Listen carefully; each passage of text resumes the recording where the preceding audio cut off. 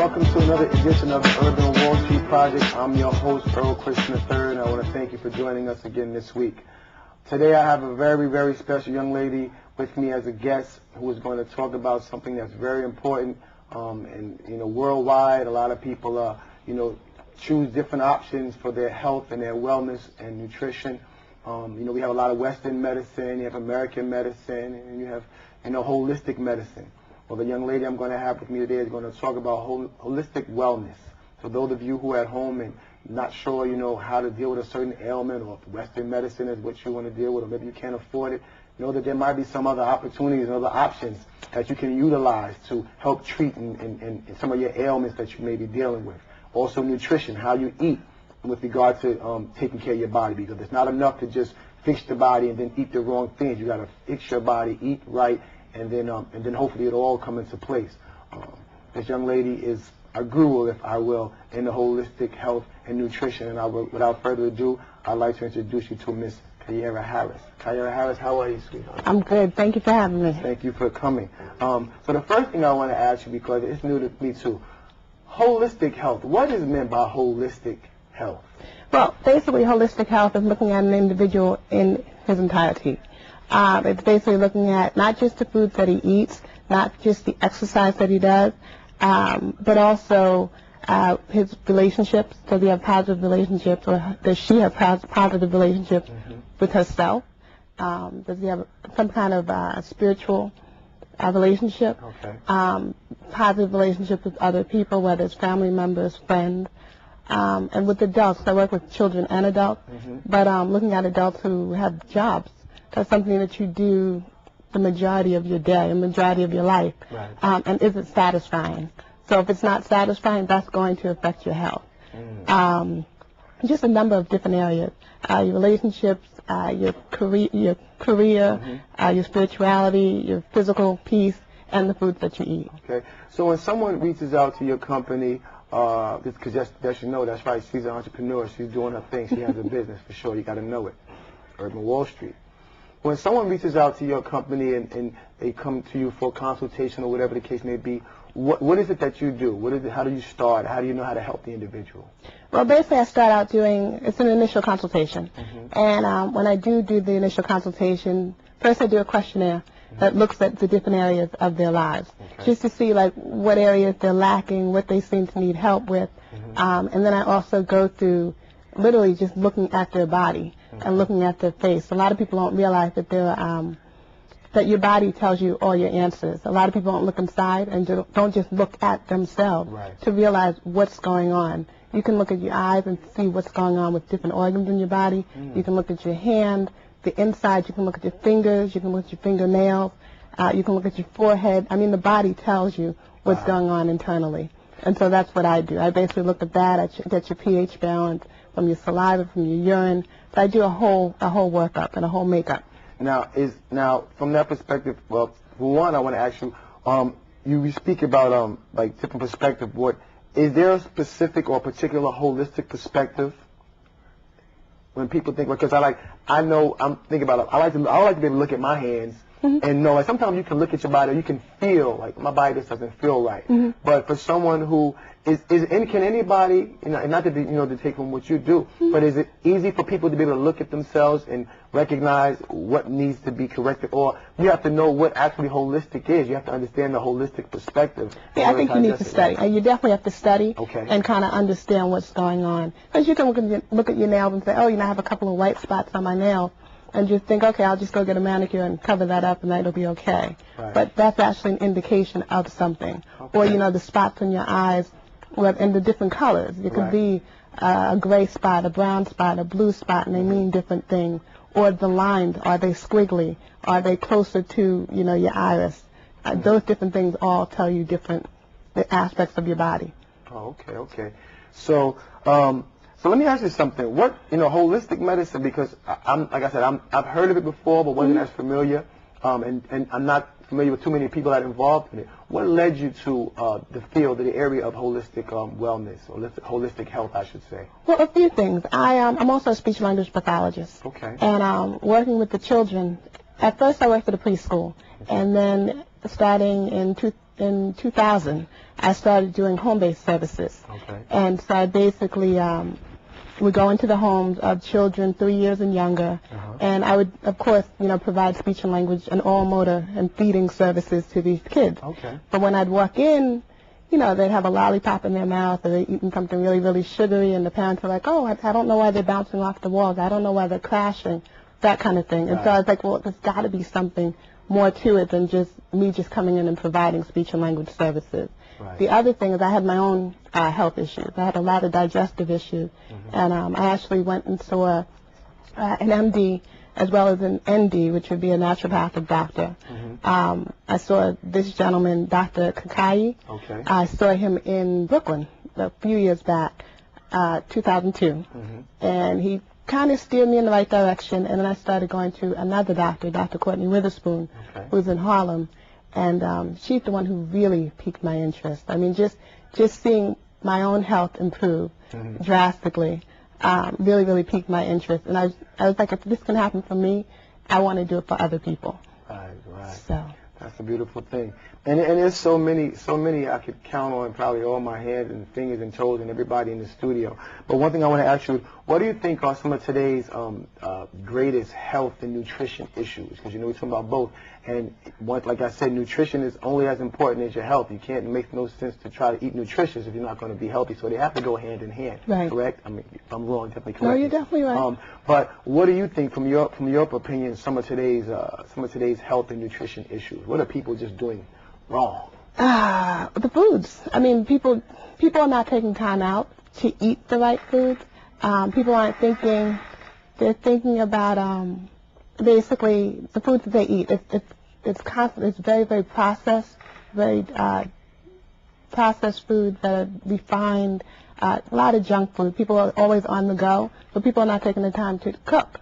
Even throwing things in the microwave, just not healthy. You think you're putting a vegetable in the microwave. When you take it out, it looks like broccoli, but it's no longer broccoli. So you're not getting the nutrition that you're supposed to. The other thing is people aren't exercising, and I'm really focusing on kids because that's what I'm really thinking about. But the children, they don't go outside to play. They're basically sedentary. They're playing their video games. They're on the computer. So there's no movement. There's no healthy foods because let's just give them a snack, or let's take them to the fast food restaurant because it's something quick, it's something easy, and it's something I can grab. And so the foods, they're just not healthy. This is very true. Now, I myself am definitely a proponent of eating healthy, but at the same time, I've gone into some of the health food stores, and it's not as always, how should I say, economically conducive to some people's pocketbooks. Right. So, but where there's a will, there's a way. How would you suggest, because somebody said, oh, it's too expensive to eat healthy, which is sometimes be true, but, there's always ways to eat healthy without, breaking your pocketbook. Are there some ways that you can eat healthier and have a better nutritious diet, I should say, without having to spend a lot? Well, I definitely think there is. I mean, there's a few things you can do. I eat organic food. And so when people think organic, they're thinking, oh, no, I definitely can't afford it. But my thing is, do you want to be preventive? Or do you want to be proactive? Or do you want to be reactive when it comes to your health? I mean, I think your health is worth it. So people are thinking, oh, it costs so much, but people are quick to, spend the top dollar for their car, for their clothes, for anything else, all the exterior things. But the thing you really need to take care of is your temple, which is your body. So the money that you're putting into yourself is all worth it. Some of the things that you can do to try and cut the cost, one, you can cut out the junk food. Because a lot of people think, oh, I'm spending all this money on food, but then really look in your cabinets and see what you're buying. Right.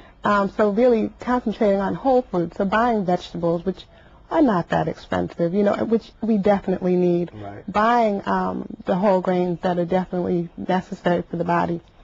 Also looking at, and yes, you're right, the health food stores are a little more expensive, but I just think you're worth it. The other thing is you can go to a food co-op. And food co-ops, you put in a certain amount of money, and it's a lot cheaper. A food co-op. A food co-op. This is the first time I've heard about it. Okay. So for anybody that's not at home, can you elaborate a little bit more what a food co-op is or how someone could go about finding one? Well, the one food co-op that I know of is actually in Park Slope, and I know that there are a number around the city. It's basically, from my understanding, because I'm not part of a food co-op, I'll just run into a health food store, and that's where I shop. Okay. And whichever one is closest is where I'm going. But the food co-op, you actually put money in, and it's actually run by the members of the food co-op. So you put a certain amount of money in, and then you actually have to put some time. You have to work the food co-op as well, and then you can actually shop there. And so the food ends up being a lot cheaper because what you're doing is basically cutting out the middleman. Okay. And you're supporting the local farmers. Now let me ask you something. When it comes to our bodies, we all feel we should know our bodies, and some people, I know what's good for me, I know what I need, I know what I don't need. And I want to ask you, who do you feel knows or should know the best food choices for your body? Is it you, or might you want to seek out someone who knows, literally, what makes a body tick and what makes a body fall apart? I think the answer is both. Okay. I think the person who really needs to know what works for your body is you, because who's going to be with you all the time? Right. So you got to know what you should be putting in your body, how it affects your body, and if you need help, then I definitely say, come see a holistic health and nutrition consultant, or go see a naturopathic doctor, or go see someone who can help you along the way. But I'm like, you definitely are the one who needs to know the answer. Okay. And needs to know your body the best. Right.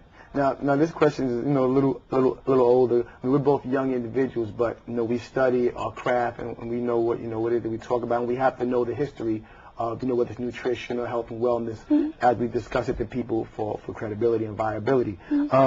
What is different? What do you think is different in today's society in terms of our nutrition as compared to previous generations? A lot. Well, one, I just said that I eat organic food. Okay. If you think about our parents' generation, they didn't have to eat organic. There were no pesticides. There were no hormones. Everybody looks around, they look at these kids, and they're like, why are they so big? They're so big because they're eating foods that have been injected with the growth hormone, just so that the cows will be bigger, the chickens will be bigger. And so when you inject those things into the animal, it's going to affect the person who eats it. And so that's the biggest difference. Just the fact that you didn't really have to worry about the health. We didn't have to worry about healthy food because healthy food was already being grown. And that's so true, because it's funny when I talk to people. I remember when they had something called mad cow a few years ago. People were all complaining, oh, don't eat the beef. Don't eat the beef because it's mad cow. The meat is contaminated, blah, blah, blah. But no one's complaining about the mad milk.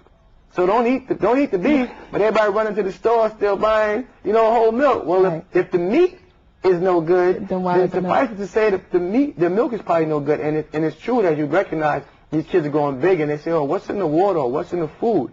And that's so true. What is in the food? You have to recognize it. You might have a 3-week-old chicken that looks like it's 3 months old. Right. Because it's meat, the muscle, its meat is being pumped with chemicals. Right. And as we consume that meat, that muscle, we're consuming that chemical, and it just lives and then grows off of our body and feeds off of us. So now we have kids in the 5th grade looking like they're in their first year of college. And it's like, what's really going on out here? Right. That's amazing. Let me ask you, we all have different opinions and all theories, but, from your perspective, being in this industry, how do you think we can resolve some of these issues, some of these the health and wellness issues? What do people can do to probably just become more informed and be healthier? The main thing is educate themselves. A lot of people just kind of take in the information that they get instead of really questioning what they get. When you go to a doctor, question what they say, and not think that, because they're a professional, they know everything. Everyone is human, so really be your own advocate. So really education is really key, and that's really the way that we're going to get healthy. And also just knowing that health, because the first question you ask is what is holistic health? Right. But really just knowing that health isn't just what you eat and how much you exercise, although people need help with that because people don't eat right for the most part. Or I should say a lot of people don't eat right for the most part. A lot of people don't really move. The most movement people do is walk into their car, jumping in it, and driving off somewhere as opposed to going to the gym. Right. You see more people doing it, but still it's not enough. Right. I know the Bronx, I think, has the highest obesity rate. Wow. And asthma rate. It's just a number of statistics that are really alarming. And so I think that what we need to do is know that what the meaning of health is. Because you say, what is holistic health? Right. But health, it's really what is health. Pretty much. Because health is all those different areas. Right. And looking at those areas and knowing that they're all equally important. And being able to work through those different areas and just really educating yourself. Okay. Now, speaking of holistic health and more natural, if you will, some remedies, a few weeks back I had a gentleman on our show who was talking about a product that I believe that you're also affiliated with. And it's the Tahitian Tony. Yes. And I'm sure as a holistic health guru and nutrition guru, you definitely have Tahitian Tony in your life. I do. And maybe even at a greater capacity. Would you like to share with our audience your take and your opinion and thoughts about the Tahitian Tony supplementary beverage? Well, I think the supplement is excellent. I think it has, the product speaks for itself, basically. Okay. It's in the physician's desk reference. It has so many different properties, medicinal properties, health benefits. I personally take it daily, and I see where my energy has improved. Actually working with the other clients, or working with my clients, they've used it. And so I've heard a lot of testimonials, whether improving diabetes, just improving their energy. A lot of people, most people say, that's the first thing that people do say, that, I see an improvement in my energy. Even just improving their sleep.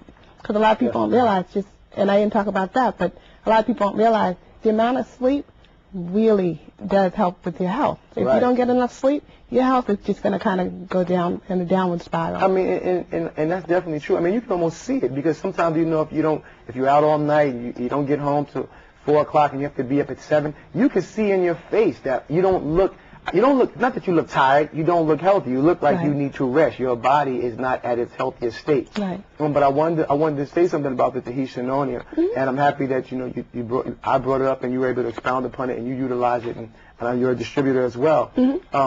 A few weeks back, I said we had a gentleman on the show, Mr. Kyira Harris, and he was talking about the Tahitian Tony, and he, and one good thing I liked about it, I have gotten a couple of responses. But one beautiful thing, he was very clear in saying that it doesn't, you don't use it for treatment, but it definitely can help you maybe alleviate or minimize some of the effects of different ailments. Right. And I have a student, it was a junior high school student, and she saw the show the following morning, and she sent the emails to the company like, wow, that was a great show, Mr. Christian, my grandma, the Tahitian Tony, helped take away the diabetes from my grandma 2 years ago. Excellent. So here was a 12-year-old girl in the 7th grade who happened to see this show that you would not probably think a 7th grader is paying attention to a health nutritional supplement. Right. And here it had a direct effect on her life. She recognized that this helped my grandma 2 years ago, and she said it was a very good topic, and I had a good heart for showing it. Oh, good. So I'm definitely happy to have another individual who's an advocate of the Tahitian Tony, because I have to get some of that in my life. Y'all at home, you better get some in your life too, because it's very important. And you can get it through the Urban Wall Street Project or any of our guests. This is where you want to do it. But what I want to talk about now a little bit more nutrition, because nutrition, so many people are like, oh, I eat nutrition, I eat healthy.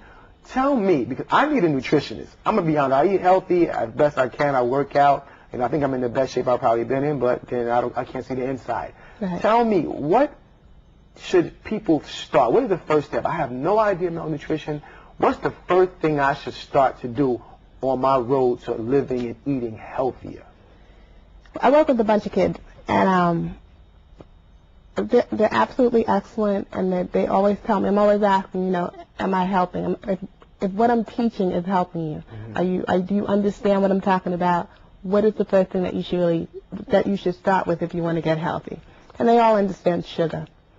Sugar, a lot of people, oh, it's sweet, oh, it tastes good. But sugar is addictive. Sugar is a drug. And sugar affects so many parts of your life. It affects so many parts of your life as well as so many parts of your body. A lot of ailments and illnesses are related or caused by sugar. A lot of people are talking about they want to lose weight. You want to lose weight, stop drinking soda. Pretty much. That's the first thing that you can do. And sugar, that's like a killer. It's a killer for so many people. So I'm like, if people can just take sugar out and they say, oh, I can't do it. I did it. And I was like, I was a cookie monster. So I'm like, if I can do it, anybody can do You it. definitely can. 'Cause I know I haven't consumed 12 ounces of soda in easily 16 years. Right. And I have my own reason. For me, I felt it was the acid contributed to the acne. And I just couldn't take acne. I'm like, I'm in college. Why do I have pimples? Why is my face breaking out? So I pretty much did away with the soda. Right. And maybe get a 1 or 2 there, but it was also just watching you eat a lot of different foods. What they call that, salicylic acid or something like that, or whatever. A lot of things contribute to increasing oily skin or clogged arteries, which can cause pimples or whatever the case. People have pimples on their back or pimples on their neck. So there's so many different things. So the first thing you want to do is get sugar out your life. I mean, sugar is important, you know, and you need it, and it does make the food taste a little bit better. But would you rather your food taste a little bit better or your life be a little bit longer?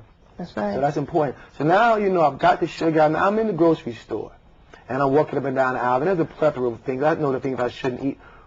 What type of meats maybe should I go? What type of vegetables should I start with if I'm not maybe a major vegetable eater?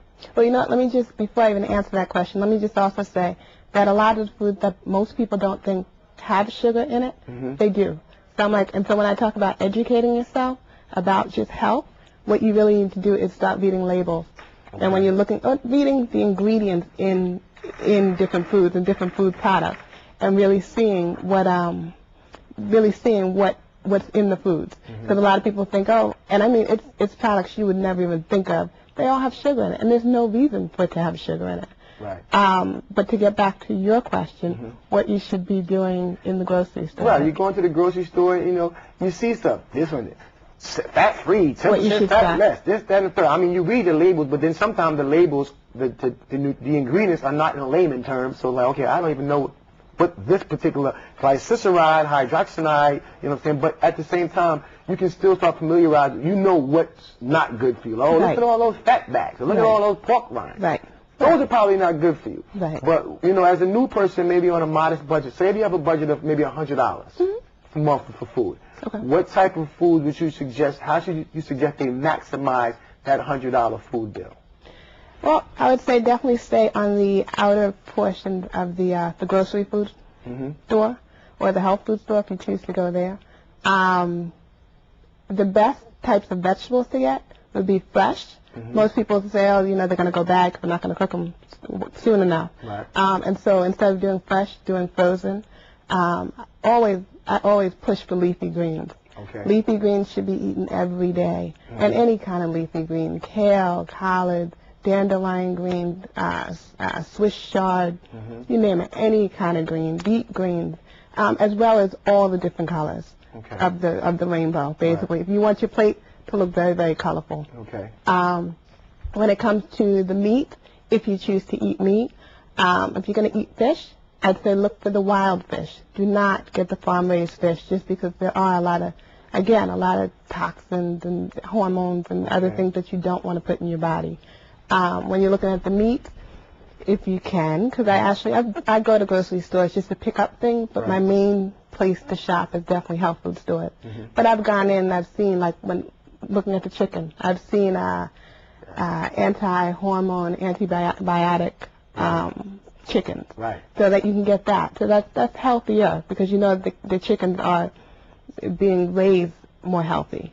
Or even you can get turkey. So I'm like, look at the leaner meat. So look at the chicken, look at the turkey, and definitely look at the fish. Beef, if you must have it. Yeah. I mean, I'm not saying that it's terrible. You just want to make sure that you're not eating too much of it. So they always say everything in moderation. All right. Yeah, before we go, I had one other question. I've had it at Halal. You see, like a lot of halal chicken, and I've had a chicken that was halal chicken, as opposed to went out the store.